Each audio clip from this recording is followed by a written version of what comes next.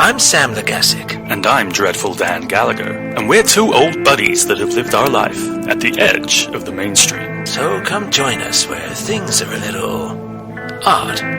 This is the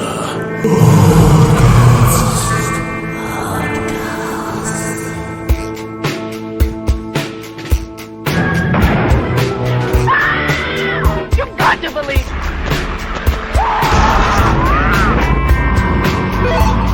It's alive! It's loose! This earth of yours will be reduced to a burned-out cinder.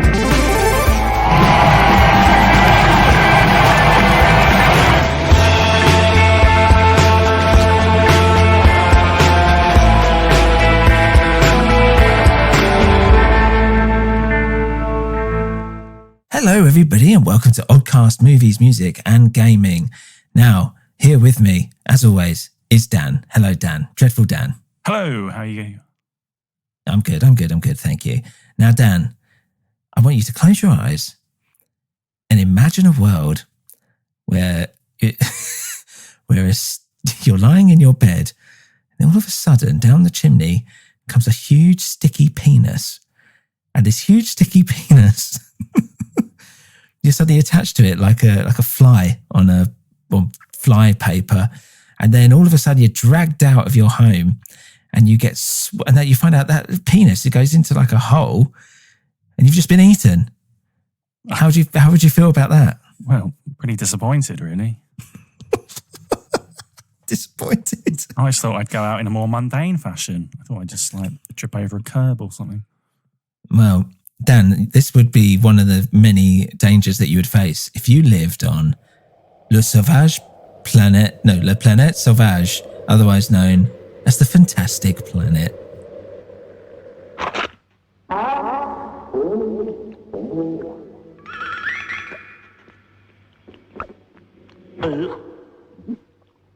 Fantastic Planet.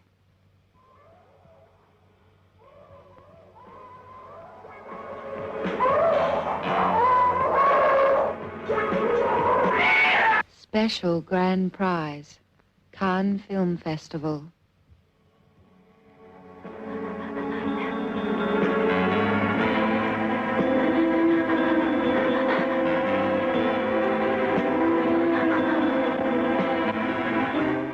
Fascinating, a fine adventure story.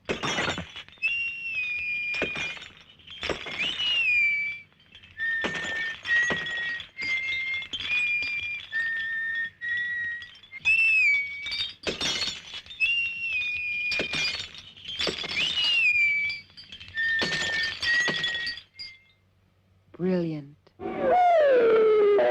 I recommend it.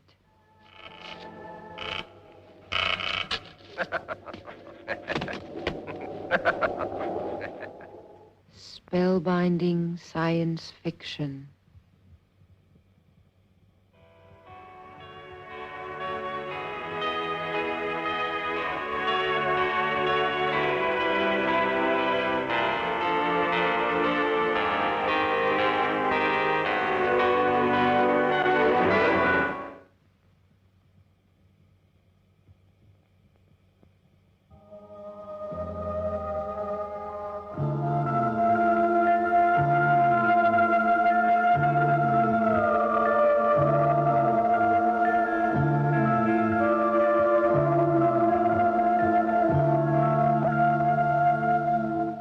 Fantastic Planet.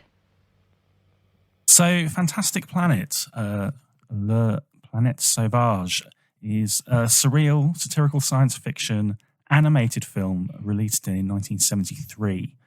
It was based on the 1957 novel Hommes sans série by Stéphane Roule, which was then adapted by the French artists Roland Topor and the movie's director, René Laloux. It concerns a race of giant blue drogs on the planet Gam and their relationship with the human-like Oms, who are treated as either pets or pests. Narratively, it follows the arc of an orphaned baby Om brought up as a drog pet, but who eventually joins a tribe of wild Oms and becomes something of a folk hero, educating himself and his peers and leading a societal uprising. Production began in 1963, and it was produced in Prague, where they had more of an infrastructure for making animated films. Upon release, it was awarded the Grand Prix Special Jury Prize at the 1973 Cannes Film Festival and received some strong critical review. It has really been relegated to cult status and really only started gaining wider popularity with the advent of DVDs and streaming. And there was a time when it was very hard to get hold of, wasn't there, Sam? Yeah, it was. For me, I watched this at uni, and it was a uni friend's cousin had just brought it round, and I don't know when it was on, and I was astounded. I'd never seen anything like it before. But the reason why he'd brought it round is because he had heard about the music being sampled by other like French DJs and stuff. And I think DJ Shadow might have used some samples of it as well, and all this. And he sought it out, and then he actually bothered to watch the film. And then he was like, yeah, you guys got to watch this. So we all watched it together, and it blew my mind. But afterwards I was like, I really want to see that again. Where can I get hold of it? And you couldn't get hold of it anywhere. And I had to find, and this was like, I think eBay had just like properly been a thing by this point. I was able to find a DVD, an Australian DVD, which was just the movie. And I think it cost me like 20 quid or something, which obviously back then as well is like, you know, it's no small change. And one of the best purchases ever made. Because when I sat and watched it again, I was like, man, this is even better than when I first watched it. This is always held, the film has always been quite close to my heart. And I've got like a poster from the original Japanese cinema poster, whatever, which has one of the scenes from it. And it looks fucking weird and it terrifies my girls. But it's great. And this is always one of those films that always sticks in my head. And for me, it's pure imagination. It widens my perception of of reality, basically, and what people can comprehend. I think it's very impressive on that front. Nice. And I first heard about the film through you. Maybe I enjoyed your Australian DVD at some point. I can't remember actually sitting down and seeing it the first time. Have you still got that DVD? Yeah, somewhere. I think weirdly, it was on Amazon Prime recently, and like 4 years ago or something. And I remember I was banging on about it to a few people at work, and they were able to watch it because it was online. So you can get it. You should be able to get it anywhere, basically, now. But I've still got that Australian DVD somewhere. It may have become a collectible for the insane, fantastic Planet aficionados. I still don't think it'll be more than what I paid for it back in the day, though, even adjusted for inflation.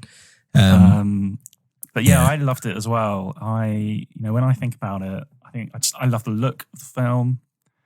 I love the inventiveness of the film.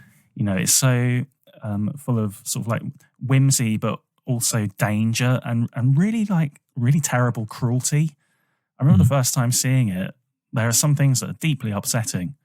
I think, on repeated review, it's kind of made me anticipate those scenes, and so I've gone a bit hardened to them. But I was trying to remember, the first time I saw this, that was quite shocking. I kind of see it as like a Swiftian kind of satire. And for me, I think a lot of people can probably read a lot of things into it, but my first impression was like, oh my God, like this is about the treatment of animals, like people's treatment. The OMS basically, to me, could represent animals. But, essentially the film is a big allegory. It's like a fable. And I suppose different people can then read into that whatever they like. It forces us to empathize with the OMS. And at that point, it just depends what issue is at the forefront of your mind, I suppose. Yeah. Yeah, well, it's, as well, like what was happening at that time with the civil rights movement and all this stuff. And a lot of people say it's to do with that and just general human rights, or like, anti-slavery as well. The fact that It could be seen as like a class thing as well. And it's and just the power and political power and all this. So yeah, it kind of takes that whole thing of like, what the fact that these because the thing is, what makes it weird to watch, and I'll probably go into this a bit more later, I always say that, but is that the drugs, if that's what they call the company, is it drugs or drugs? Drugs, isn't it? I think. Drugs are us.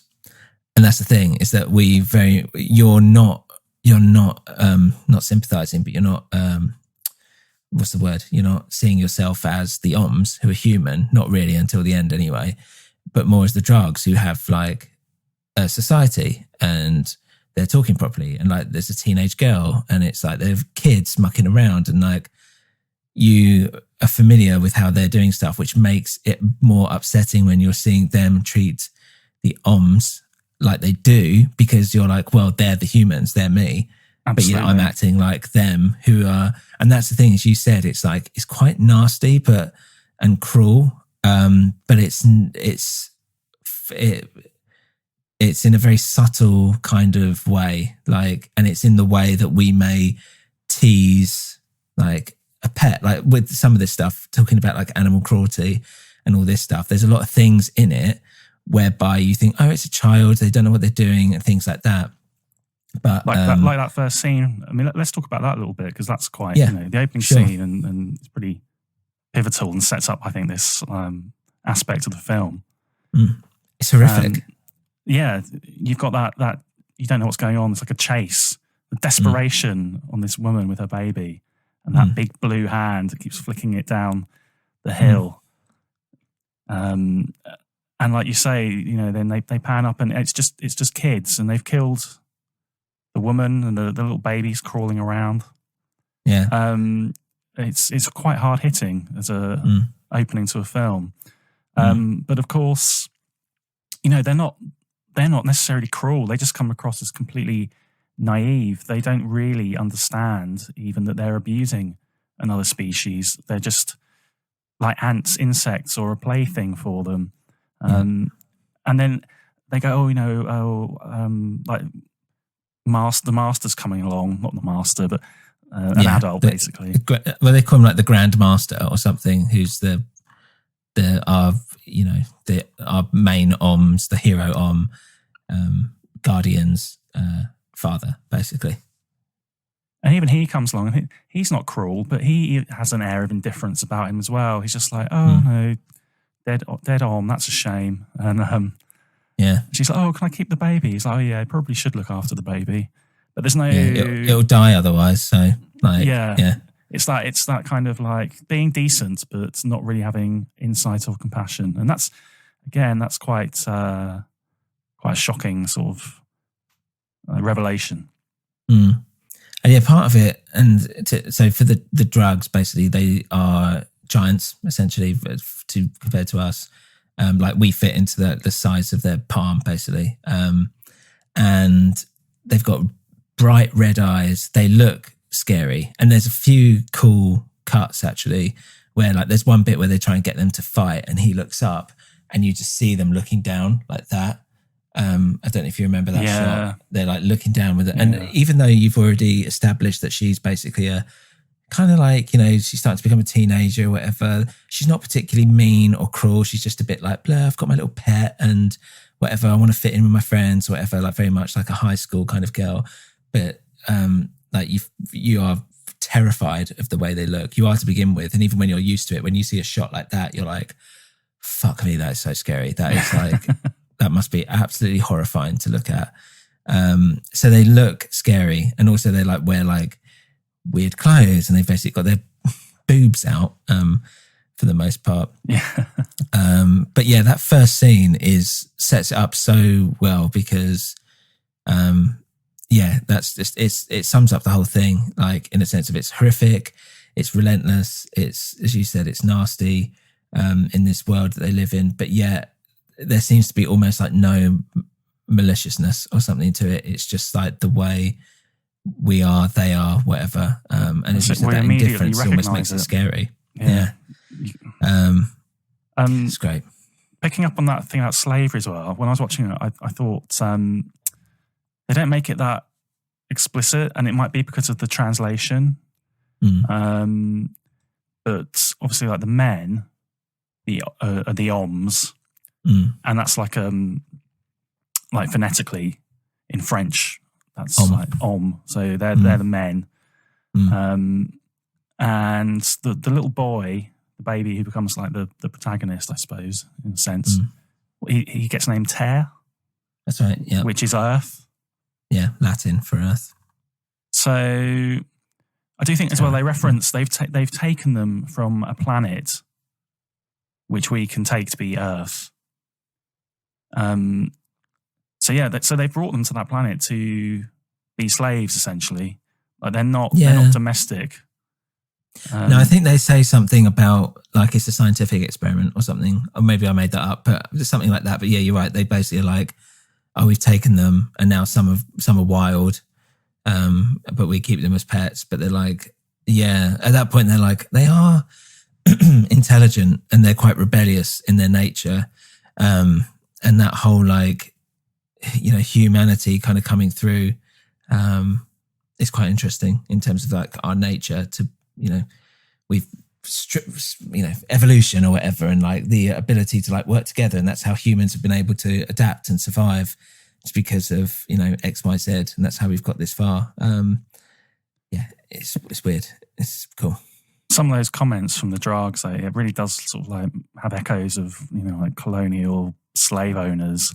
Yeah, like he's been giving me a bit of trouble recently, but we just they also treat them like well, yeah, exactly. They talk them about them like they are things, and towards the end, they do they do ethnic cleansing essentially with gas as well, which is like, kind of brings up the idea of like the gas chambers and whatever in Nazi Germany, and and there's that horrific scene where the Drags are walking through and they've got the 3 oms in like gas masks who I imagine are like, like dogs essentially trying to find the other oms, and they're just walking very slowly. That's and, so creepy. and there's all this gas and stuff, and they're all like dying, and all this stuff, de-omming they call it. So there's that element as well of that kind of authoritarian fascist, I don't know, like side of it. The novel, did you know this? The translation of that is men coming together. Oh, really? So kind of like, I suppose you could translate it as like an uprising, maybe. Sexist. So, It sounds like a gay porn film. I suppose you could. I suppose the intention of the author originally was it was probably more about an oppressed people, coming together. But yeah, I mean, like I said, like for me, my first instinct was it's about the treatment of animals. But yeah, it's basically like any oppressed group, basically. Yeah, exactly. It's great. Yeah, it's a really good. It's really, pretty obvious, but the same way, like as you said, it's kind of what you bring into it, right? And everyone loves an underdog as well. Like the idea that this, it's basically there's an element here where it's the same as like Dancing with Wolves or Avatar, where it's like they go from one society to like, the wild or whatever, who are more in touch with nature, or, and all this bullshit, and it becomes the leader of it, and he's able to like, I will take my knowledge of the oppressive world and I will use it against them, and we will conquer or learn to live together, as the case may be. So there's an element of that about it, which always, is always an interesting story. Yeah, and he, that character, Terre, he does feel like a very familiar sort of character in that sense, like you just said. It's kind of a convention, I think, of these kinds of stories like fables and allegories.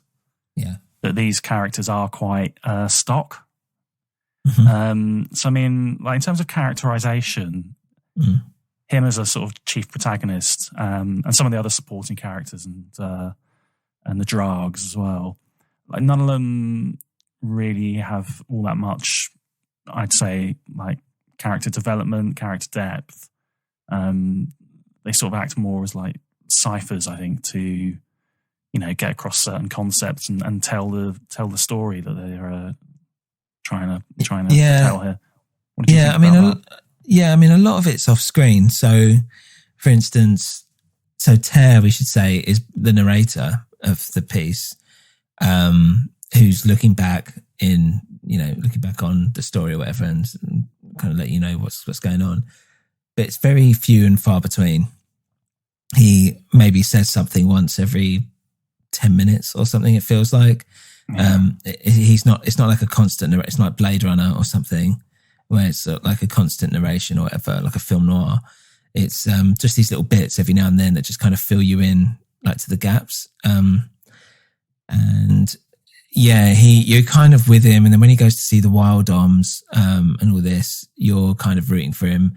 But there's no, as you said, you're kind of seeing things through his eyes, but there's no actual, he does develop in a sense of he becomes more intelligent and he learns to use their stuff. And and right from the beginning, they kind of make it clear that he's rebellious, basically.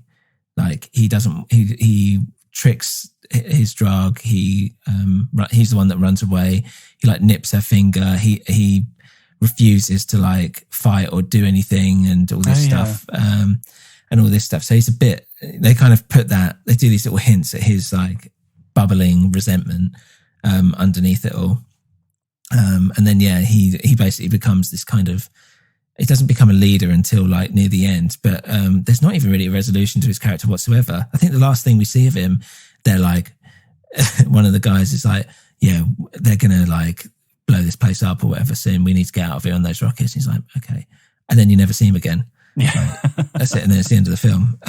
So it's just not really a development in that sense, but they do hint at like little things like, like the king of the wild oms or whatever. He kind of comes around to this way of thinking. They've got like the old woman who is part of another tribe of wild oms. And she's got these like triangle boobs. I always remember looking at it. It's like really horrible, weird triangle boobs. They're like yams. Giving her. Yeah, so weird. Dry yams. But she's hardly in it. So she goes from like, I think it's a she anyway, like, who are you kind of thing. You're fuck you, whatever, to like, okay, we've got to get out of here because they're killing us all, to suddenly like, oh, I'm dying and, survive. Yeah. That's it. It's all 3 scenes. So you've kind of got this weird arc with her, but it's like you just presume everything else is happening off screen. And like there's a 15-year jump at one point where they just go from like, oh, we've escaped to like, we're building rockets.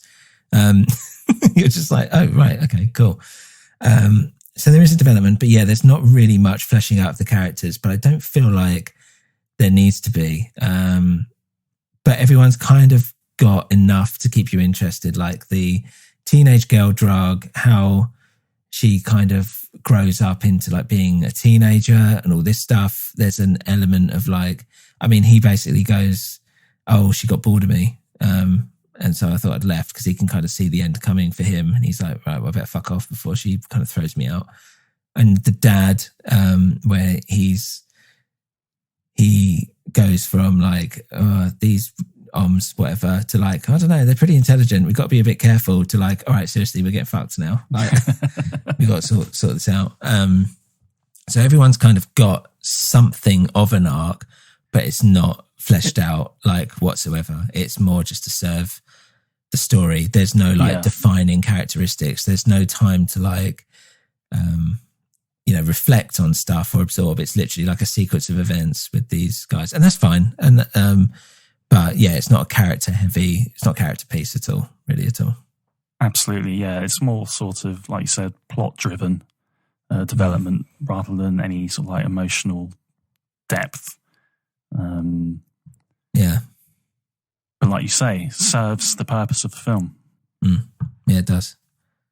Yeah. One of the things that, like I said, came through for me when I saw this first time was that just like brutality and the cruelty in this film. So we kind of like already mentioned the drugs, but we do also see that it's kind of like part of society. It's also just part of life. And we do see cruelty in the wild om communities as well. Yeah. So it feels like that is a major part or a theme of this movie. I just wondered if you had any thoughts about that. Yeah, for me, like the actual planet itself, they did really well. So like in terms of Earth, when you think of Earth, when you think of, humans or whatever, we're used to being in like, for the most part, like lush water, being obviously like life, loads of greenery, forests and stuff. Whereas with this, it's a stark desert basically. So that is constantly oppressive, and it constantly makes you feel on edge because there's nothing, there's like zero life, and the kind of animals that live there are nasty, horrible, and like the imagination that's gone into it is incredible, but just the sheer stark nature of it, and the fact that it looks very oppressive from all, like everything's like, for the most part, like angular or weird, and like, whether actually it's not all angular, but there's some bits that are actually a complete lie. There's some phallic stuff as well. A lot of phallic stuff, yeah. But sometimes there's, it does feel like hostile all the time, but then sometimes there's something that is like fairly innocuous, but the whole time you're thinking, could that actually have inherent danger? Yeah, because you don't know. And that's the thing, is that it's like all these things are just like completely new. Like they're not based on anything, which is what's great and makes it purely imaginative. So you literally have no idea. And that's the thing, like that fear of the unknown is constant with this. As you're watching, like they're just, as soon as you see a new thing, as soon as they go and they're walking and it's a new you're like, and it literally anything could happen. I don't know what it is. Is it a creature? Is it a flower? Is it something that's going to kill them? And for the most part, it is. It's incredible, yeah. And the way that, as we were saying before, the drugs, how they are as a society, it's very similar to ours. But as we were saying, like the things that they do to the OMS, such as like something simple as in blowing like eye powder stuff in their face, or just like, tying the hair together and making them fight and all this stuff is like horrible to see, but it is essentially like that weird thing that you feel like you could do. Like there's one point where it's like she almost, and every single aspect of their playing has a dangerous element to it, where he's like fearing for his life constantly. And you might think it's you being like, if you do this to animals or whatever, you might think, oh, it's just harmless stuff, just teasing or whatever. But like when you're actually watching it and you don't understand it and something bad is happening, it's like you're feeling that fear. So for instance, like there's one bit where he's getting covered in crystals. And it's kind of going up and up and up him. And he's like, fuck, I'm fucked. Like I'm drowning in crystals. And then she whistles and then it just breaks. And then he starts walking around and whistling. And actually that's quite an important scene, because if you notice, he whistles and he's just doing that. And as he starts walking along, he starts whistling a tune. Yes. And then you start realizing that is the human nature of like art and culture or whatever, and all those things that make us, human, basically, kind of starting to like come through, because he's not just whistling a single note. He's now whistling a kind of a tune, and that's just come naturally to him. Out of a sense of self-preservation. So like art develops out of you have the necessity to survive. And then once you've got that, then art and culture can follow. Yeah, true. And I was trying to think of another one. There was something else where it was like, the rain cloud. So they've got like a cloud that goes above him and it's raining and he gets hit by thunder and lightning and all this. And she's just like playing, but you just think that's fucking awful. That's so horrible. And then I think it's the same thing when people like use like a hose on their cat or dog or something. It's like, oh look, he's getting all wet, silly thing or whatever. And it's like, stop it. Like, and there's nothing like, it's not necessarily, as you said, there's not, the fact that there's a weird innocence behind it makes it even more terrifying, because they're so fucking massive as well. And it's just like, you could just break or die. And they're like, oh, be careful, you might kill it. You might hurt it and all this stuff. And it's like constant. It's a constant state of unease, like watching the film, because every single scene, there's an element of like death just lurking around the corner at any moment. For me, one of the things that I really remember, and this kind of like is the amazing like inventiveness of the development of the world. Some of these characters that they put in there just to keep you on this like on edge. You know, there's this creature, you don't know what it is at first. Like you say, like is it a friend or is it foe? And it's kind of in this kind of like weird tree cage thing. Yeah, I know exactly. And it's like kind of like smirking and giggling, and it's and you'd say this catching these creatures that are kind of like birds, right? And you're like, okay, shit, it's going to eat them. It is a dangerous creature. It's going to eat them, and it's not even eating them. It's just taking this vile sort of like satisfaction, and then just like smashing them dead on the floor below. And you see like the ground is littered with all these dead birds, and he's just going. He's just laughing, just spiteful for the sake of being spiteful. It's that's one of the famous bits. Yeah, it's so funny, so weird and horrible in its own way. I think as well, like one of the other things I was just looking through my notes, and that also makes it slightly disturbing to us as we're watching it, is that it doesn't follow our laws of physics either. So you'll notice, and this is something that we'll come on to later, I imagine, with all like the meditation sequences and the whole like blending and how they change shape and all this stuff. It's that, you know, we're not only in this weird world, but what is actually real and what we can do is also in question. So there's that added threat that it's like you're not even playing by the same rules in terms of reality, which I thought was also something that's a bit scary in itself, even though it doesn't necessarily, there's nothing that necessarily scary happens from it, like throughout the whole film, if you know what I mean. In a sense of where they're meditating and all this stuff. It's just fucking horrible, one, to look at, and two, it just suggests that like there's weird stuff here that as a human you can't comprehend or understand.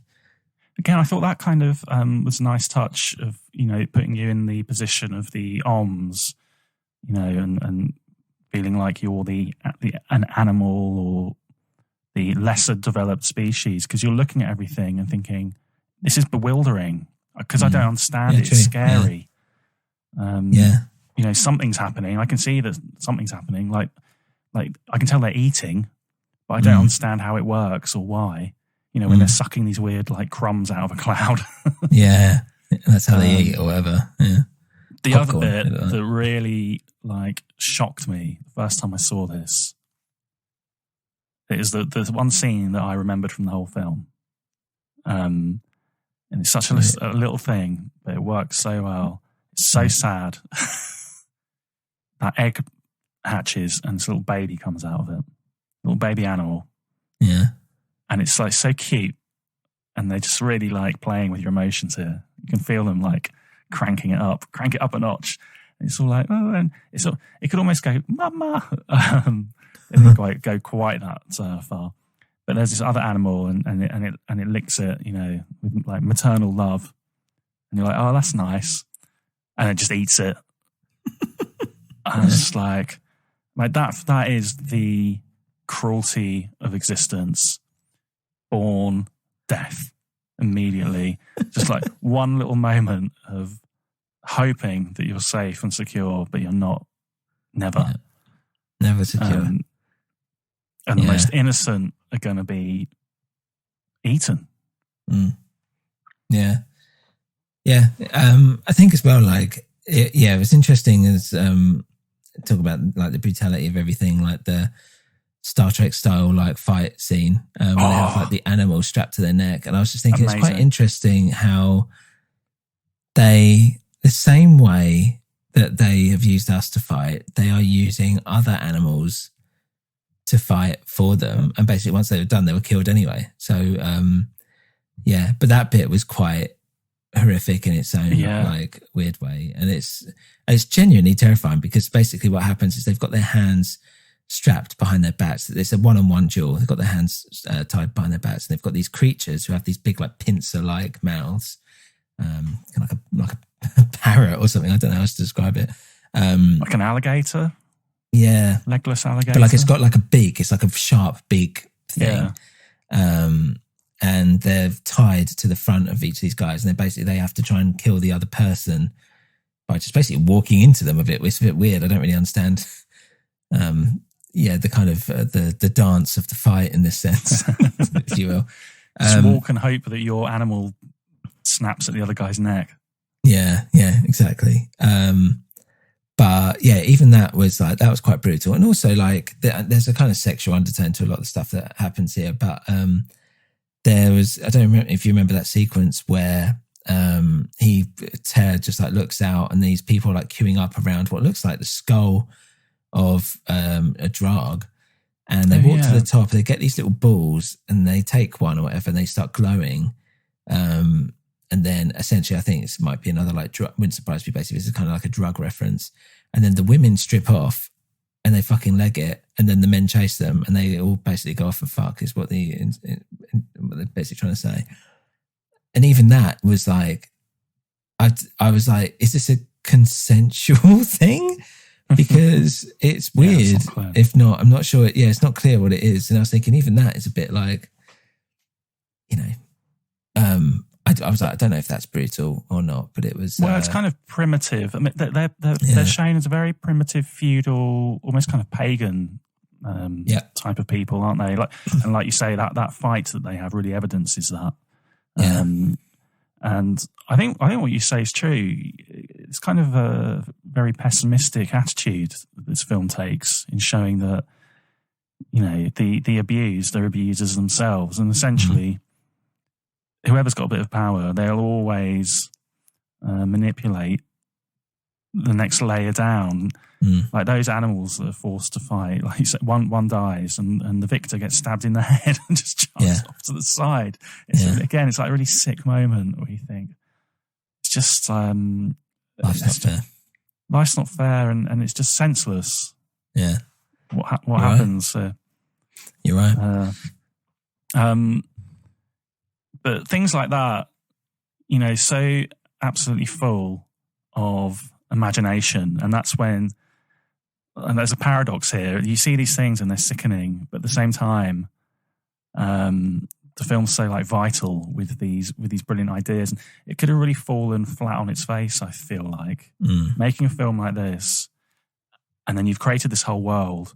And if you can't fill it with new ideas, it could have been a really boring kind of like visually movie, but these guys are absolutely on fire. I think like I was staggered by how imaginative this film is. Like just sitting down, imagine how fun it was sitting down and coming up with that fight sequence. Like how are we going to do it? What kind of like monsters are we going to have? It's insane. Absolutely insane. I don't know. That's what I mean. It's just like, was it like David Lynch calls it? I can't remember, but like, it's basically a sense of pure imagination. It's just being able to completely clear your mind of anything so that things like this could enter it. And some transcendental meditation shit. Yeah, TM stuff. Pure creativity. And yeah, I love it. Absolutely. I love it. I mean, it's like looking at it, it's like, I think it's an element of where it's like hand drawn, it's cut out stuff as well. I think I read somewhere. The style. Yeah, the animation style alone is fantastic.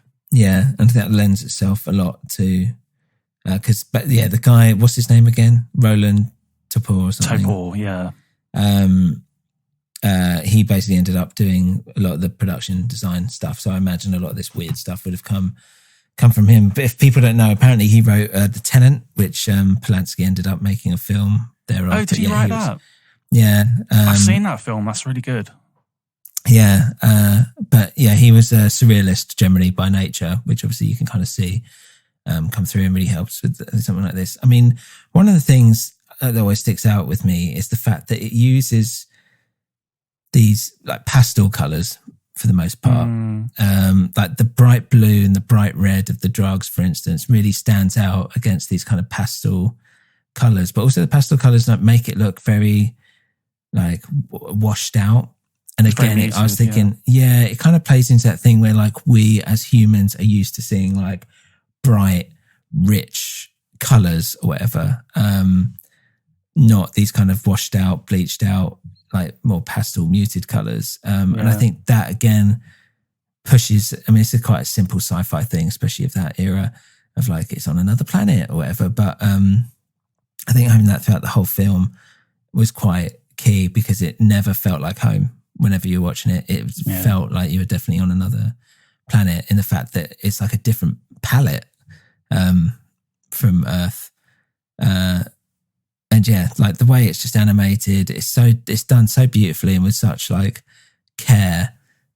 It feels like as well that yeah, it's incredible. There's a few like really incredible sequences like where they meditate and they go off in these bubbles, they lose it, everything kind of melts and all this stuff. That meditation scene specifically of the sort of, well, I presume are Four like of them. seniors of the council or something. These four guys sit down. Well, I had it that, that's sorry, go on. amazing. Yeah, That it is amazing. That's like a set piece of the film, I think. And that's like super psychedelic, isn't it? Yeah, They're like well, melting and you see their lungs and it's, look like really lungs, great yeah. sequence. Yeah, it's so that's part of the sexual nature of it, because you find out at the end that basically the reason why they meditate so much, and part of it, they kind of talk about it like it's a drug, like they're addicted to it or whatever, but basically they go off to this other planet, literally the planet Sauvage, which they think will be their home, and they get there and they just see these fucking like headless statues that look like, you know, Michelangelo's David or whatever. Is it Michelangelo's David? Yeah. Yeah. And you're like, what the fuck is going on? And then they all float down and become the heads. They start dancing. And I think there's an element where it's all like supposed to be, you know, so this is how they mate. They say this is how they create their species to continue or whatever. And with visitors from other planets. That's right, with visitors from other planets. That's right. Yeah, it's just like intergalactic dogging. Yes. Yeah, it is. And I think part of it of when you're, so, you know, there's also obviously there's a bit of like a drug thing to it. Yeah, fine. Whatever. But drug. Yeah, didn't even think about that. But when that sequence you're talking about, there's the four of them sitting there, I saw that as kind of like a swinging 60s, like group orgy thing that they're all just doing it together because they all start molding into each other. And if you remember, that's when the drug comes in and they immediately stop and they go back to normal. It's like, you shouldn't be here. So it's as if they've walked in on them fucking, basically. You're right, yeah. And I was like, this is sex. Sex. Caught your parents fucking another couple of parents or something happening here. But I like the idea. It's like the way their pupils disappear. They seem to lose this consciousness and they float off in bubbles. And I guess this was something that was happening at the time during the 60s as well. Meditation was probably a new thing, I imagine. And all this, it felt very foreign. And also like there's an element of like you got like Charles Manson and all this stuff that would have been around. 68. Yeah, 68. It's not just before 69. this, whatever. Yeah, so I think kind of tapping into that zeitgeist of like meditation as this hippie thing, but also the threat of what it might be. Like hippies were seen like Texas Chainsaw style as well, as being like a negative thing. Like these guys are crazy. They have loads of sex. They're a threat. And yeah, I think one thing as well that always makes me laugh when I watched it back is I love their like TV. They've got one scene where, if you remember, it's all of them. This is a great piece of like animation here, but you have them, all the elders sitting around a table talking about like, oh, what we're going to do about the arms or whatever, and this station's blown up or something, whatever, they're talking shit. And then it pans out and you see that they're in the middle. You see like there's four people standing above them, like looking out, and like, what the fuck is going on? Then it pans out and you see that they're in a cube. And it pans out further and you see there's little bubbles on each side of the cube which show the face of whoever's talking, much like a Zoom chat might do or something like that. And it pans out and they're in a coliseum and everyone's watching it. And then you realise like it's a talk show.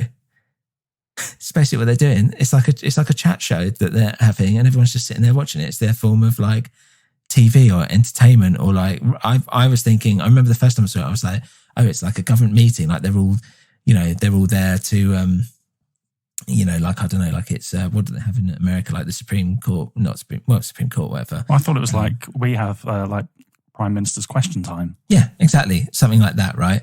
Whereas looking back at it now, watching it now, I'm like, it's TV, right? They're just watching.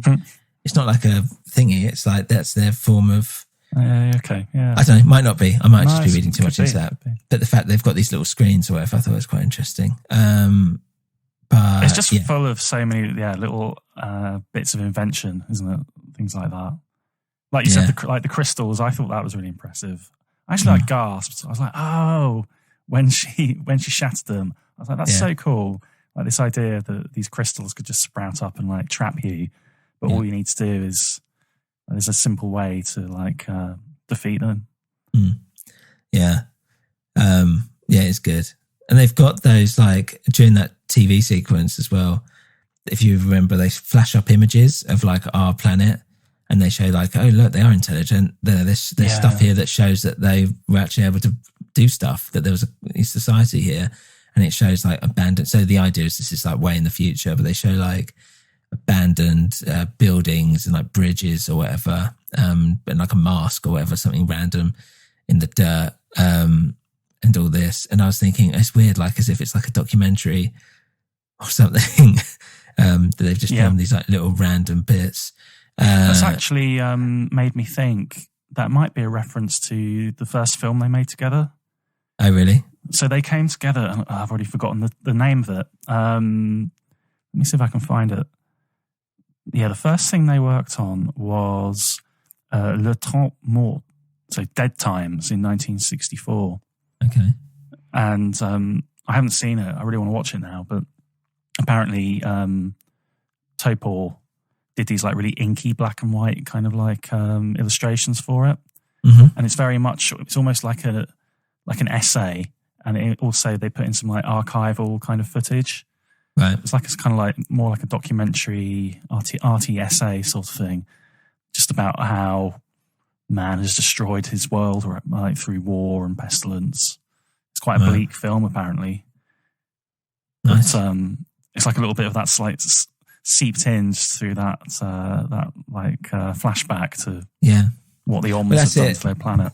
Well, yeah, exactly, and that's it. It's the pessimism again, right? Like, you know, you're kind of thinking, oh, maybe they'll go back home to like Earth or whatever, and you're like, there's no Earth, or if there is, it's fucked, basically. Yeah. So again, it's like this is our future, like being the pets of some other planet. So there's like this. It's kind of hopeless. It's a hopelessness, and that's why when they get to like the savage planet, and it's like, oh, great, you know, this is totally not what we wanted, and they start destroying those. I love it when they start destroying those statues, and the balls start going crazy in the air. Like, oh, where do we go? What do we do? What do you think? I was also saying with those statues. Well, this is it, right? Do you think it's hopeful? Yes. But I think it's it's the worst thing about it, basically, is the ending. So with those statues as well, by the way, I was thinking, is that like a commentary on like culture, on high art, high culture, and how this is how they kind of, you know, I don't know, like how the higher classes are able to, you know, they fuck basically whilst through this like this dancing through the arts and culture and, you know, whatever, like the working classes then have to destroy it to survive because they want to, you know what I mean? It's like, oh, we're here to like survive and like be away from all this oppression, and we've got onto this like arty farty planet which they've kept for themselves. I don't know. Do you know what I mean? And at that time, that you're starting to get this like neoclassical kind of style as well, aren't you? Like seeping into mainstream culture, which is all like that kind of thing, like Greek statues and fine dining and hobnobbing. Yes, which exactly. Goes hand in hand with like swinging. So, yeah, I think you're right, and you know, and they are the dirty, grubby, oppressed workers who are there to like fuck their shit up. Yeah, just to it's survive. worth mentioning as well. You know, we probably should have said this earlier when we talk about like the like what the film means, but you also got the backdrop of the breakup of the Soviet Union. Yeah. Which was going on at the time of the production. So there is that aspect as well of, you know, and the Czech Republic actually specifically. In fact, you know, this went into production in 1963. I'm not sure at what point they actually started animating. Yeah. So Topor did the kind of pre-production, but then they like handed it over to this studio in Prague. And we're like, you workers get on and make it. 1968, there was the Prague Spring. Right. when Soviet Union were like, it's all getting too liberal here and there's too many Westerners in the country taking advantage of our cheap workers. Right. So that probably would have shut it down for a while, shut down production. That's it's funny interesting. actually, because the feeling, the ending does feel a bit rushed. Like you said, like his character arc of Ter, suddenly it's like, yeah, and then everything was fine, and you never see him again or hear about him. It does feel a bit kind of a little bit dissatisfying and flat. Yeah, well, it's just like, it's not like you've had this particular connection to Ter or really any of the characters specifically, but it does literally just end with like, oh, you know, we've got to make peace with the OMS. Then the next thing they're sitting there and it's listening to one of the instructional headphones. They're going, and now there's 2 planets, one where we can go and procreate, and another one which is artificial where the OMS live and they have cities, and it's great. The end. And that's literally the end. You're like, ah. So it's a really, as you said, unsatisfying ending, but it is satisfying to a degree of like, you had a kind of climax with the OMS destroying those drug statue things, which felt like revenge, basically. Yeah. And that was satisfying in its own way. And I was thinking about this, and it's like, because there hasn't really been much character stuff, it would be weird if it was just like his turn. He's like living on the planet and he's got a family now and he's happy. And I think I'd probably see that and go like, I'm not really bothered. Like I'm not really fussed about him. So it does end quickly, but at the same time, it's kind of fine. It's kind of I do think it lets itself down a little bit by just like sprinting off into the sunset at the end. Like I would have liked a bit more, instead of hearing about it, it would have been nice to see some of it instead of having like listening to it through the headphones. It's like, it would have been nice to just see it at this point. But I've got a nice quote actually from René Laloux here. Oh yeah. He said, "That which suggests is superior to that which shows. Movies today show more and more. It's paranoid dictator cinema." So that does feel like it kind of goes against his kind of like artistic direction, that ending. It's just like, we're going to tell you quickly a little bit of wrap up. Yeah, exactly. They didn't have to. It could have been, I mean, you know, who knows? It could have been just something simple as like, I don't know. Like, because when I think about it, like, what would I want? They step off a rocket and there's like a city there or something. Like, I don't know. But yeah, when they land on that planet and the statues are there and they're like, run back to the ship, I was really like, oh my God, just nothing works out for these guys. And they have gone from being literally cavemen to building space rockets within 15 years, which is incredible. Like for anyone. By anyone's standards. Yeah, I think there's also like one shot, I think we were talking about earlier, where like during that whole bit where it's like they're now learning about drug culture and they're becoming more intelligent and there's the schools and stuff, you'll notice they like start looking like drugs in the sense of the way they're sitting and paying attention, and some of the like clothing wise and all this stuff a little bit. And I think it starts to hint at that idea of like, you know, kind of revolution, but like as in we've become like our own enemy or whatever. I don't know. Like, you know, like power corrupts, I don't know, or something like that. Like we're starting to turn into the drugs in some weird way, and that it's like we would probably do exactly the same. We do exactly the same in their position. Yeah. It's not that hopeful a resolution, I felt, because you don't get the kind of like social integration that you might expect a film like this might be putting forth. The outcome is, we'll give you a little planet of your own. You go over there, you know, like a sort of ghetto. Yeah, I guess that's one way to look at it. Yeah, you've got your little human planet, and we'll keep our weird elite sex planet. Yeah, but to be honest, keep it. Like, it looks shit. I imagine if it's like you're going to make an artificial world, it's like, well, we'll make it a bit like Earth or something, a bit like where we came from, because you don't want it this horrible landscape that you guys live in. In my head, it was a bit like, I don't know, was it hopeful? I think so. I think the fact that you've seen them like grow and take on so much, and human race, coming together and being able to survive, and all this stuff, I think is cool. It's good.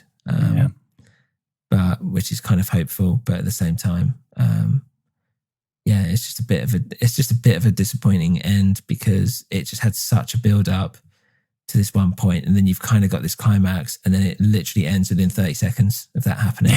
And I just would have liked a little room to breathe just at the end, just to really resonate with that, and let that sit upon me a little bit longer. It's really good though. There's even stuff like talking about like the visual style, like when they see the wild tribe, they go past them, whatever, and they steal their food, and there's just those eyes in the darkness. It's just black, and you just see those eyes, and it's just horrifying. Some of these bits, like real like horror film fucking shit going on. Lovely touches. Yeah. And going back to, you mentioned earlier, the animation style here. I think that all feeds into making it feel alien and a bit kind of like jerky and strange. They chose to do this style that René Laloux had developed, I think, through his earlier films. Right. Which is this, animating the cutout. So it's stop motion. And example of something similar, modern, it might be South Park. Yeah. So you actually do the illustrations, cut them out, and they're actually moving everything around.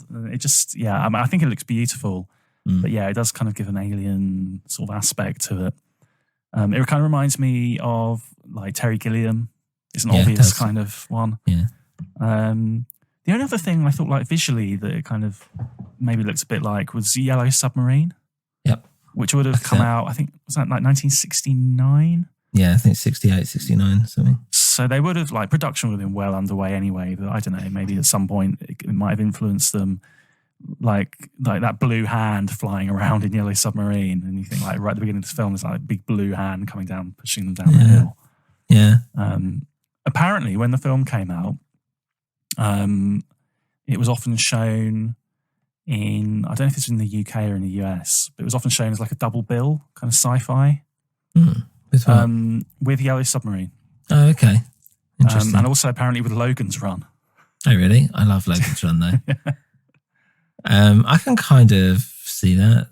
I guess it's kind of, one man trying to change society, I guess. Yeah. Yeah. I think they all make pretty good films. Yeah. We should do Logan's Run. I think they're going to remake that at some point. I mean, they're remaking everything, but it's inevitable. It's inevitable. The other important aspect of this film, like you mentioned, Sam, the music. That's what people get excited about. So this Alain was Goraguer. How do you say it? Goraguer? That's him. Yeah. I thought it sounded a bit like the French version of Gallagher. It does, yeah. You're right. Daniel Goraguer. Yeah. It's my... You should do that. It's my Gaul name. Yeah. So Alain, he was a he was a frequent collaborator of Serge Gainsbourg. Right. So this music, it's really like proggy, psychedelic jazz funk. But there's something very sort of like French Italian about it, I think. Yeah. And the fact that he worked so extensively, like with Serge, other artists like Jean Ferret. Well, he won the Eurovision Song Contest in '65, apparently, with Serge Gainsbourg. He did. Well, I wasn't sure about that because that song was written by Serge Gainsbourg and performed by, I can't remember her name now, France Gall.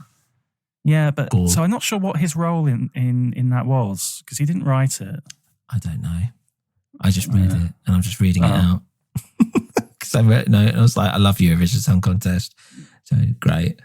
I don't know if that's I'm not sure what he did in that song. But I think, he's like so linked to that sound of French pop from the 70s that even just hearing this, it's like there's something French, or at least like European about it. It's very French, and it's the kind of sounds that people still use to this day. So like I suppose the more contemporary version of this, maybe I was thinking of Sébastien Tellier, who has very similar. Sébastien Tellier is great.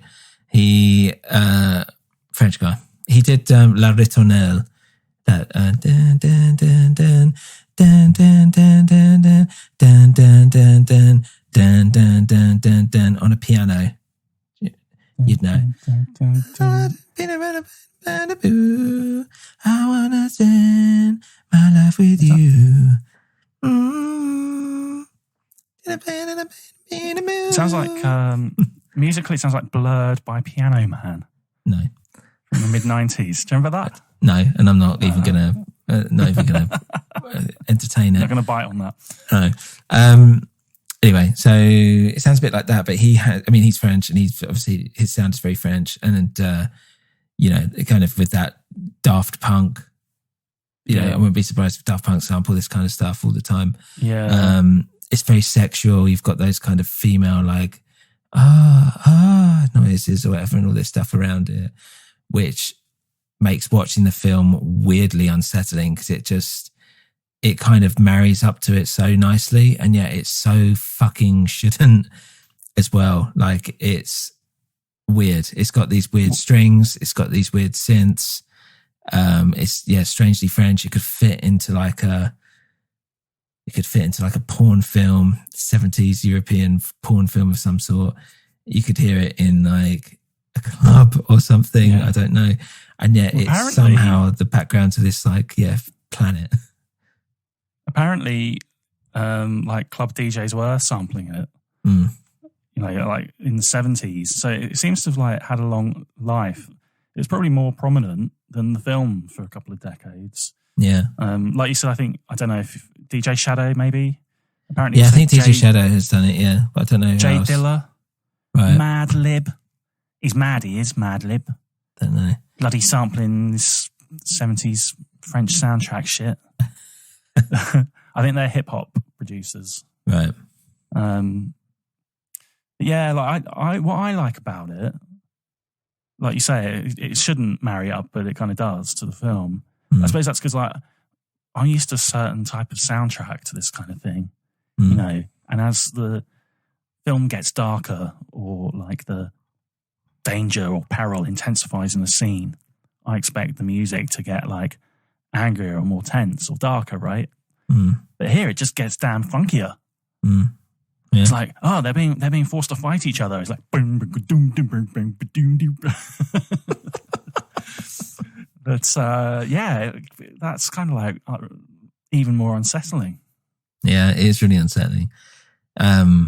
It's weird because it's like, I don't know, like there's something about it which makes me think, like with the music, I feel like I'm watching a Learn French video or something, but it happens to be a violent sci-fi like horror or something like that. It's kind of turned on its head. But there's something quite charming, innocent, easy listening almost about it against something that's so brutally harsh that's happening on screen. And it just that weird disconnect is something that it just draws me in all the time. And it just sounds great, like on its own, isolated. It sounds really good, in my opinion. But yeah, so you liked it as well then, yeah? Yeah, it kind of reminded me of like some of the prog bands of the era. So like post Syd Barrett, Pink Floyd, before they got really like commercial, kind of like Metal, Atom, Heart Mother era. And some of the kind of like, especially like German prog and krautrock bands like Guru. You heard of them? No. Maybe some like bit of Can. Okay. Except with this, it's like you got that. If you like prog, you probably like it, but then like the funk aspect is so much stronger here. Yeah. I thought it was good, and I've given it a listen as well as a soundtrack separately, and I'll report back when we hit Nerd Corner. We're not quite ready to go there yet because I thought we could have a little chat about other recommendations. And maybe, Sam, I'll share my report on the short films that I saw the other day. Yeah, I haven't really there's nothing else that really compares to this for me. I literally can't think of anything. Randomly, the only thing I can think of is Salad Fingers. Yeah. I don't know why. That's the first thing that pops into my head. Something that's weirdly like innocent and looks like it's on another planet, and yet is strangely disturbing and horrific at the same time. That was basically an online sensation about 15 years ago, I feel like, or something. But yeah, I honestly can't think of anything that's even like it. So yeah, I'm interested to hear what these other films were like. Well, before I get to those, I did draw a few other comparisons. Like, I thought, especially like the novel, sounds like it's reminiscent of another French sci-fi novel, Planète du Singe. Okay. Which is obviously brought to the big screen as Planet of the Apes. Just in that sense of like, let's use another society, but we'll put the human in the role of the oppressed, and turn the tables and flip the script so you get to see what it's like for the other side. Yeah. So that's a kind of obvious one. Have you ever seen Pink Floyd's The Wall? No. Well, only that music video, that one video of the song. So unless it's a whole film, I haven't watched the whole film.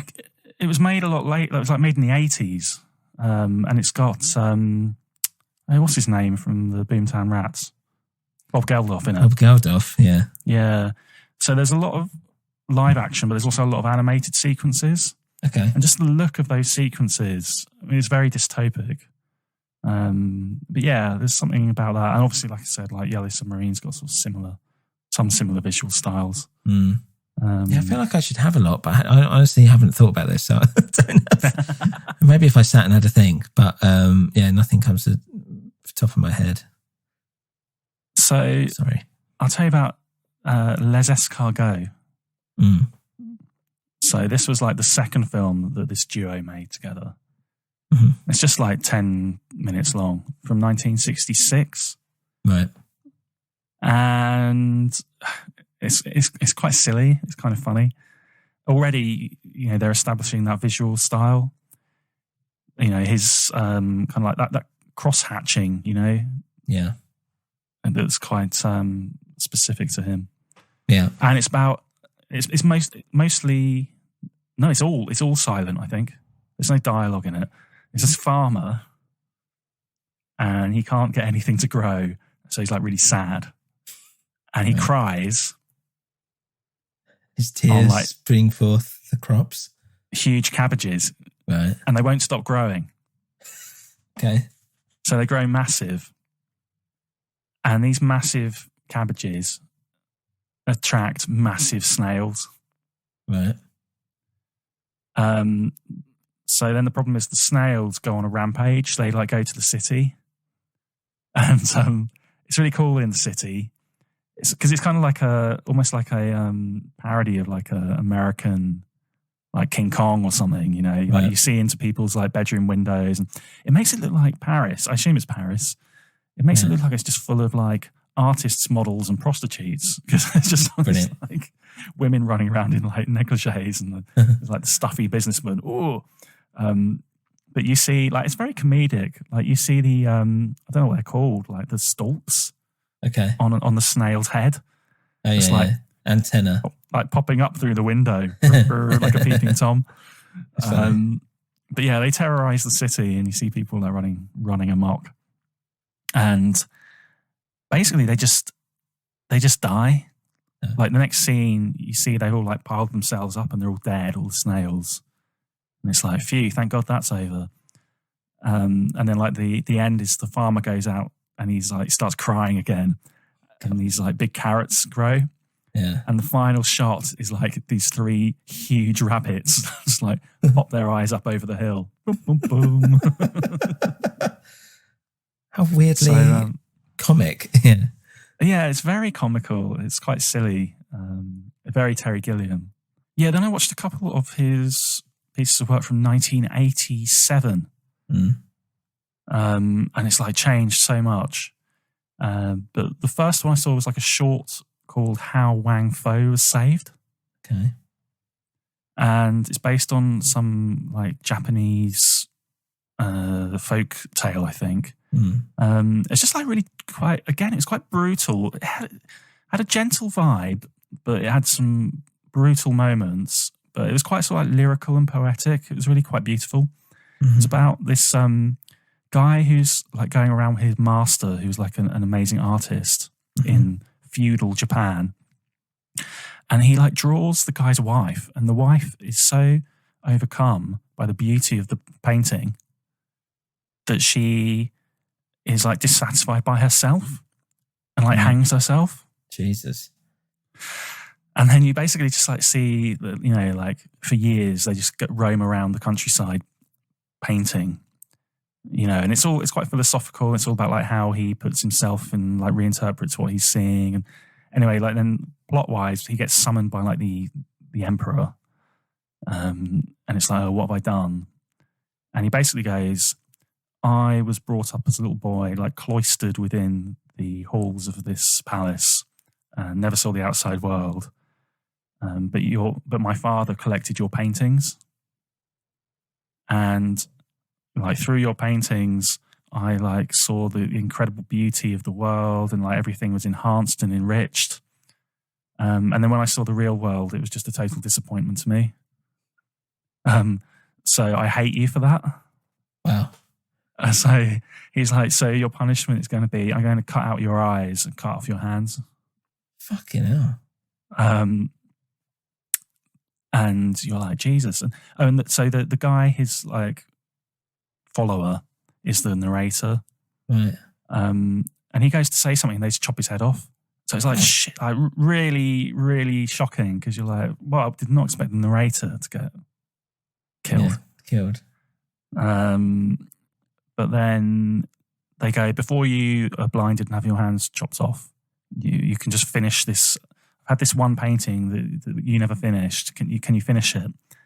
And he starts painting, and he's painting like the water, and the water kind of comes out and just floods the whole court. Right. And you kind of see then both him and the guy who's had his head chopped off kind of escape into the painting and sort of sail off. That's nice. So yeah, it's really like, and then you can think, I'm not sure how to interpret that ending, or it's very dreamlike. Yeah. Interesting. And then the other thing I saw, I won't go into too much detail about this one because this was a full-length film, Gandahar from 1987.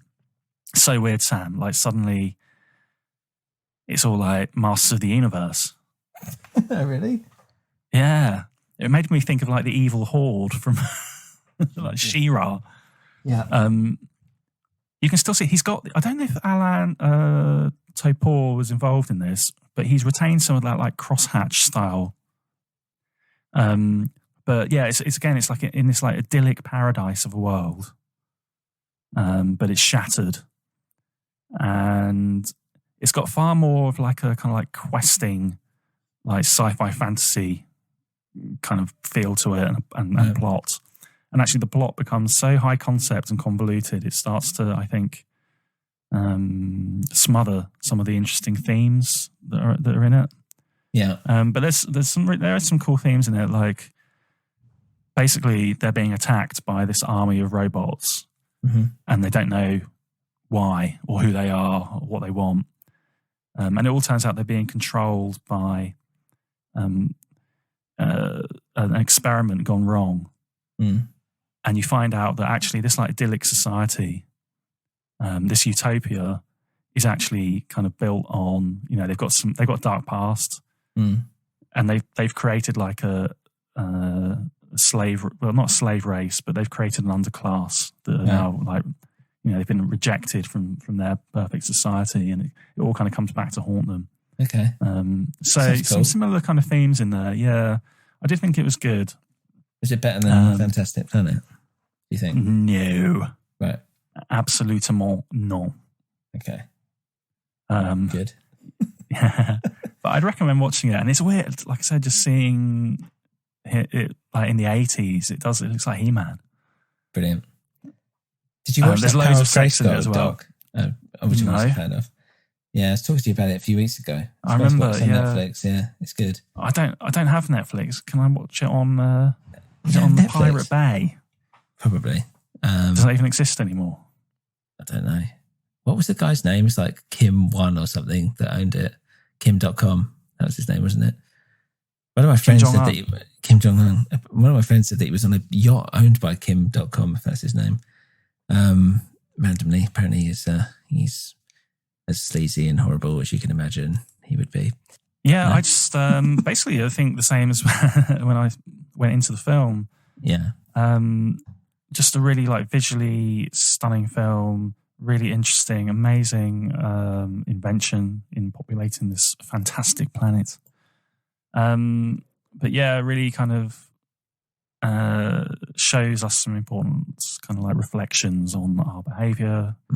And I do think ultimately pessimistic about the nature of people and the nature of like societal structures.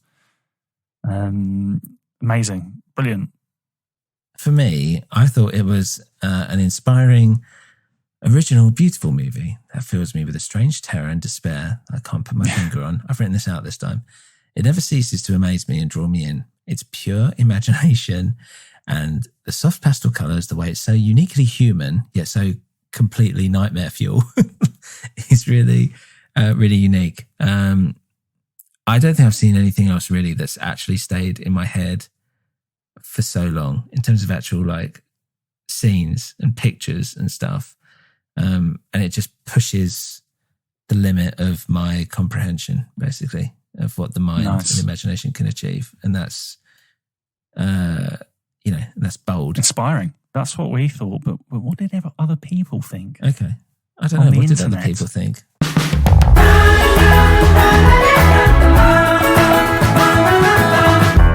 I hate it. Al, from the UK, said, most depressing, 72 minutes spent watching a film. Depressing. It is depressing. God, I can think of some other films they could show him. Yeah. Well, it's not a laugh a minute, let's be honest. OMG. 72 minutes of my life gone. I will never get them back. I hate it when people say this. Like when they didn't like something and they're like, oh, I'll never get that time back. I'm sorry, but if you want to take a risk on time. If you want to take a risk on having any experience in life, you've got to accept that you have to invest some time. Yeah. Cut out, dickhead. This was one of the worst, most depressing films I have ever seen. Can't really say much else about it, nor do I wish to spend too much time over this, as it all starts coming back to me. Oh, that sad, dark, poorly animated, ugly little film. Just totally avoid. Wow. Didn't like it then. Just overly dramatic. It's ridiculous. Lord. Any other decent ones? Sue McQueen. Copied disc only. Rip off. Right. I was expecting product to be in package as shown. I got a copied disc and that's it. That would genuinely fuck me off. That is a fucking rip off, and she should critique that harshly based upon that. Most people are complaining about their crappy versions. We've got a good one here, quite a long one. Almost interesting story. Naive, clumsy animation. That's just sad. I feel like this is from people who've grown up watching like the Pixar. Yeah. These He-Man. Prague animators were artisans. True. I would be forced to label, I'm not sure who by, to label Fantastic Planet clumsy and naive. The plot is the most interesting aspect. What's it being naive? What's it being naive about? Strange term. Ridiculous. It's naive. It's set on a different planet. It's not real. It's a complete work of fucking fiction. What's it being naive about? It's the opposite of naive. It's cynical satire, isn't it? It's such a weird word to use, but okay. I think it just Unfortunately, yeah. Unfortunately, the story moves at a lethargic, almost disinterested pace, and the very European soundtrack does little to keep the tempo moving. As a matter of fact, the end of the film is flaccidly delivered as an almost casual afterthought. Fair enough. Character design and art direction are terribly dated, if not poor. Dated? Yeah. And the animation itself is very limited. To what? Yeah. What's that mean? It's Yeah, limited. do you want like some like we've had a bit of stop motion? Can we now have some CGI and Yeah. What you mean limited some, like, to the technology cell? of the day? Like, yes, probably. Right. I don't understand it. Why do I have a problem with everyone who's wrong? I'm joking. Maybe he's right. Maybe he's right. Would you say Fantastic Planet was a comedy? Would you go expecting laughs? I do find bits of it funny, and I think some of it's purposely funny. So, Well, Chris didn't. Unfortunately, Fantastic Planet is neither funny nor visually polished. do you think he was looking for like Planet? What is it? Journey to the Center of the Earth or whatever, or some kind of like Will Flash Ferrell Gordon. comedy? Yeah. What was that? Galaxy Quest? Maybe he was looking for Galaxy. Yeah, Galaxy Quest. Yeah. Two The amazing most films. amusing part of the voiceover occurs during the council meetings.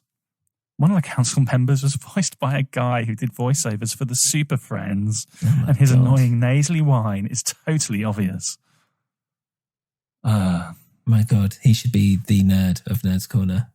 Who the fuck is going to notice that? Okay, fine. I'm afraid he is not the nerd of Nerd Corner, because that is me, and let's go there Right now.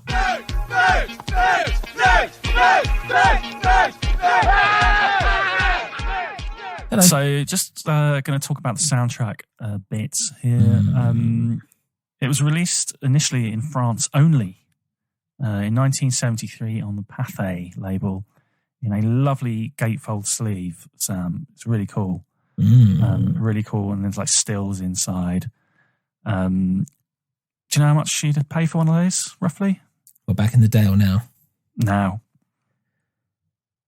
A lot. I don't know, 200 quid? You'd be lucky if you got on for 200, probably about 250 maybe. Okay. In that ballpark anyway. All right. It was then reissued again in 1976 and 1978, but these are also very rare. It wasn't then until 2000 that it kind of got reissued again, and that was only in the UK and Japan. So Hey, really? Japan got a CD on Rambling Records. And that's got a really cool cover, actually. I think that's quite a nice, snazzy pickup. In the UK, we got a CD and an LP on DC Recordings. Those have got on the cover. So the original one, it's got a picture of Tiva holding. That's Tear. one of the drugs, by the way. That's Teenage Drug, the owner. This UK reissue from 2000, it's got a picture of the two. I know exactly what drugs that are shot you're attacked. talking about, but yeah. So it's got the shot of the two. The UK versions have got a still of the two trogs that are attacked by the wild oms. So they're standing there and they're sort of like, they're just about to be pulled over. Yeah. Oh, that's quite great, that cool. is. Yeah. I forgot about that bit. That's brilliant. In the US, it didn't get released until 2011 on CD by Master Classics Records. When I looked on Discogs, only 2 people claim to have this, so it must be pretty scarce. Jeez. So again, at this point, still like not many copies out there and pretty rare. And it's only really recently. So in 2014, Superior Viaduct, who are a label who do a lot of reissues, pretty good. They put out a version in the US. And since then, they've put it out again in 2018 and again this year. Right. So it's nice. It's like remastered and it's been given a like nice deluxe packaging treatment. And as well as black vinyl, each year there's been a different color variant. Okay. So what color vinyl would you expect your Fantastic Planet to be? I'd probably expect it blue, let's be honest. Yeah, 2014, nice blue disc. And since then there's been a red and a yellow. And you can sort of pick these up for, I mean, it seems to be like really erratic online, but I think about 50 quid seems to be the going, which is still quite pricey, but yeah. It's a bit of history there, though. That's nice. I would, like to get one of those in my old mitts. I reckon you'd like it just for the packaging. It's quite cool. So do I. Yeah. Just nice to have. That's cool. I really enjoyed that. Yeah. It's, in all honesty, it's one of my favourite films. It's a great soundtrack. It's just it's a little gem that I feel like from 2002, maybe, when I watched it, the fact that I'd never heard of it before, and I didn't really hear about it again until maybe about 5 years ago, when it pops up every now and then or whatever. But I feel like it's still a bit cult and still relatively unknown, but I feel like people it's getting a bit more popularity, I imagine now. Certainly in the UK, I think around probably just after you splashed out all that money in your Australian DVD. I think around that time it got issued by like Eureka DVD with like the full nice package and everything. And since then, obviously, it's like on all streaming services and things. So it's definitely getting a bit more recognition. Yeah. I think if anyone's like going through it and they see an animation thing called Fantastic Planet, it's not for kids. Don't think it's a Disney film or something. It's not. Cool. Dan, should we see what we're going to do next week? Yes, let's do that. I hope we're doing a game. Well, if we're going by how we normally do it, we'd be doing an album. But even better. We can do a game, but oh no, you want to do an album? Let's do it. Right, let's figure out what it is. It's one of yours. Good. It might be a bit difficult for me. It is really Jesus Lizard, Pure. Cool. Great. There you go, Dan. So this is the Jesus Lizard's debut EP. Oh, thank God. From 1989. Right. Before they had a drummer in the band. Is this on Spotify? Yeah, surely. Okay, good. We'll have a look at that, a little bit of the beginnings of that band. Chicago-based noise rock band. Nice. That went on to become hugely influential. Have a look at the roots and their first few recordings. Mm-hmm. And who knows, maybe it'll be the start of a beautiful series on the Jesus Lizard. Yeah, who knows? I know the answer to that.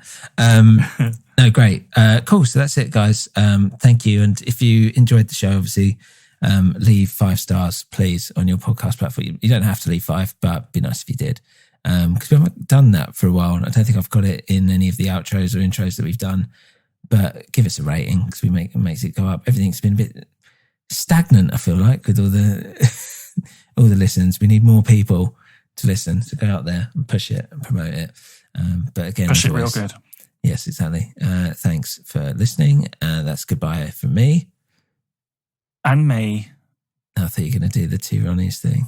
Why I specifically undermined that attempt to do 2 Ronnies. Sabotaged it. And goodbye from him. Just get in there. Yeah. And we'll see you all next week. Goodbye. Adios.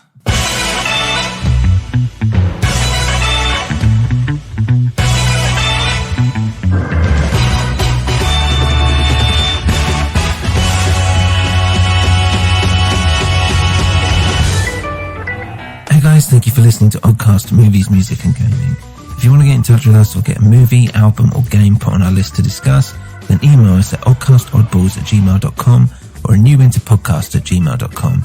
This is part of a New Winter Podcast network, so head on over to newwinter.net to check out our other shows. You can also follow us on Instagram at A New Winter, Twitter at A New Winter, and you can head on over to our Patreon page, patreon.com/A New Winter. Thanks for listening, and see you again soon.